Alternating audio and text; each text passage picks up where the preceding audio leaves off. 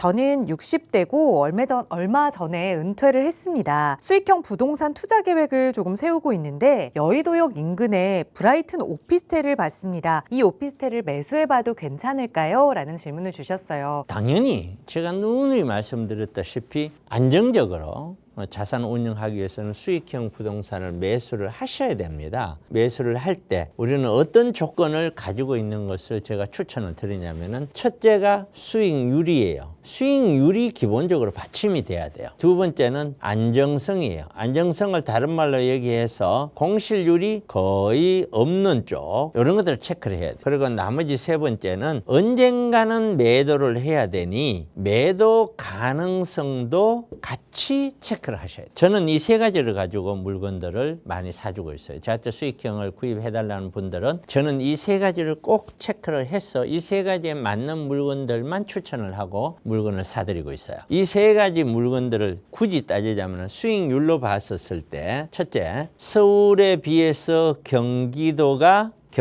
더 좋아요. 수익률은. 둘째, 공실률은 서울이 경기도보다 공실률이 훨씬 적습니다. 셋째, 매도 가능성을 보면은 경기도보다는 서울 쪽이 좀 더 유리합니다. 그러니까 결국에 이 얘기는 뭐냐면은 경기도 쪽의 수익률을 보고 매도를 간다는 것은 가지 말라가 아니라 같은 정도의 수익률이라면은 서울을 하지 경기도 갈 필요 없다는 것인데, 경기도 쪽으로 이렇게 수익형으로 접근할 때는 아주 특수한 물건들이 있습니다. 골라서 살 수 있는 능력이 있어야 돼요. 나머지는 일반적으로 추천해 드리지 않습니다. 그러면은 이런 세 가지인데, 그럼 서울 하나로만 딱 놓고 보면은 서울 안에서 첫째, A급지와 B급지, C급지 이렇게 있겠죠. A급지라고 선호하는 지역들이 있습니다. 그 지역들이 뭐냐면은 일반적인 제가 선호하는 것이 아니라 일반 서민들, 일반 그 투자자들이 강남, 용산 이런 게 있잖아요. 아파트 선호하는 지역 같아요. 여의도 이런 게 아파트 가격이 비싼 그런 지역, 선호도가 A가 제일 높고 B가 제일 높고 이런 순서라면, 만약에 이걸 가정을 한다면은 수익률은 어떻게 되느냐? 거꾸로 A가 제일 못합니다. 안정성은 어떻게 되느냐?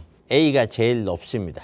자, 그러면은 결국에는 매도 가능성은 또 어떻게 하느냐? A. 이렇게 됩니다. 여러 가지 C 쪽보다는 A, B 쪽으로 우리는 선택을 해야 된다는 걸 아시겠죠? 자, 금액으로 보면은 어떻게 되느냐? 자, 1억짜리가 있고 2억짜리가 있고 3억짜리 등등 있을 거 아니에요? 금액으로 바라봤었을 때 투자 금액이죠. 매매 금액이 자, 1억대가 있고 3억대가 있고 6억대가 있어요. 어느 쪽에 수요청이 가장 많으냐? 얘가 가장 많아요. 그다음 둘째 많고 얘는 가장 적어요. 수요청이. 매도 가능성까지 가능한다면은 얘가 맞죠.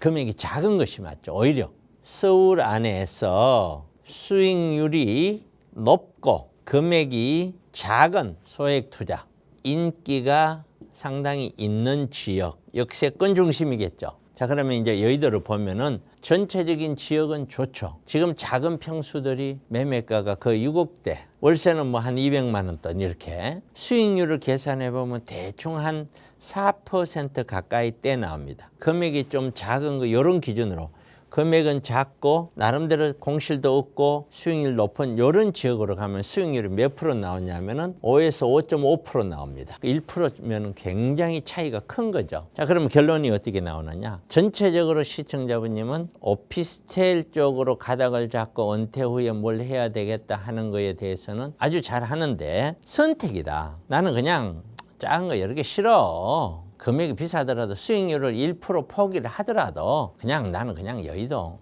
남들이 선호하는 거 좋은 지역에 그냥 살래. 그냥 이렇게 하면 여의도 하나 사는 거고요. 6억이면은 수익률 5%면 5.5% 가면 한 달에 200이 아니라 250만에서 300만 원 가까이 만들 수 있는데, 개수를 4개 늘릴 것 같으면은 금액으로 250만 원, 300만 원 월세 나오는데 이거 200만 원보다 거의 100만 원 가까이 더 나오는데 그게 낫지. 그렇다면은 이거는 하면 안 되겠죠. 그래서 이게 나쁘다가 아니라 좋다도 아니고 무난하다. 수익형으로는. 그러나 이제 어느 쪽을 선택할 거냐? 고가의 오피스텔 한 개를 선택할 거냐? 저가의 작은 원룸들 형태로 저가에 있는 걸 여러 개를 선택할 것이냐? 저는 개인적으로 저가의 여러 개를 추천해 드린다. 왜냐? 작은 것들이 금액이 작으면은 순환도 빠르고 뭐 전세를 놔도 빠르고 수요청이 많아요. 들어와서 사는 사람들. 월 200만 원씩 내고 들어와서 사는 사람들이 그렇게 많은 게 아니에요. 부담스럽거든요. 이게 좀 더 작은 원룸 쪽으로 금액이 작은 게 여러 개 쪽이 좀 더 낫지 않을까.